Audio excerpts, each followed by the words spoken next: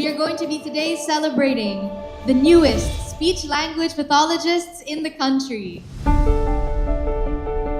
Good afternoon, dear guests, and congratulations to the new speech pathologists.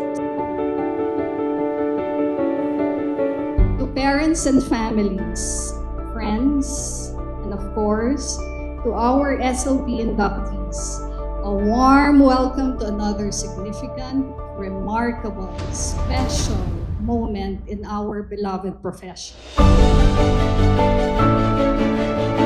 Yung tita ko po kasi nagkasakit dati, siya ay na-stroke. Tapos nakita ko po yung hirap na makakuha ng mga kagaya natin na professional na SLP.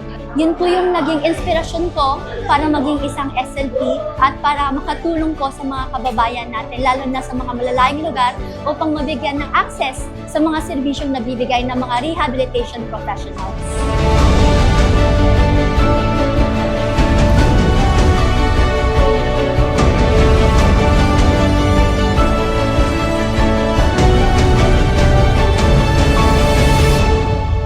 I was diagnosed with autism as a young child and later on with ADHD as a teenager.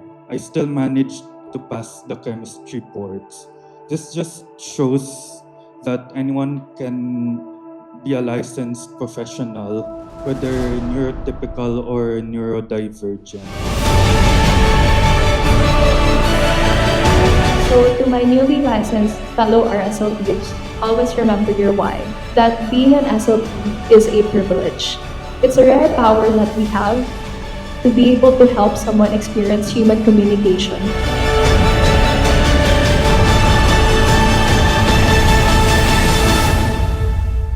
My dear young SLPs, may values like humility, gratitude be at the core of your practice.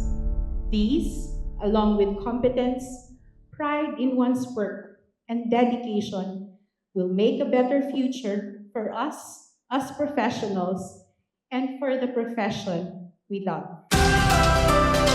Today marks the fulfillment of a long-term goal, also known as an LTG, that we have all worked so hard for. I never used to take it slow.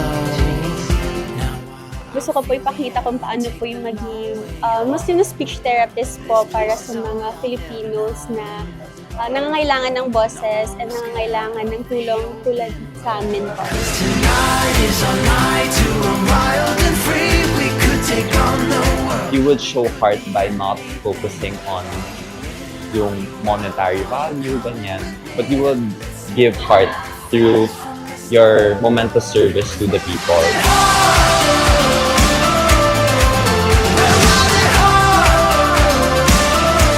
Again, congratulations to us all.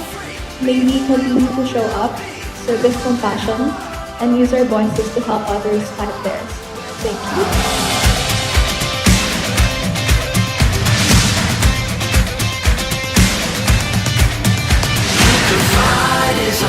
The future is yours to own, create, shape, and reshape.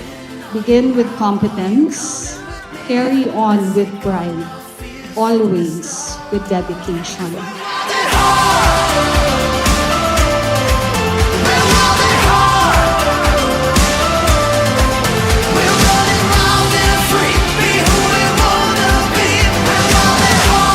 Again, congratulations to all the inductees.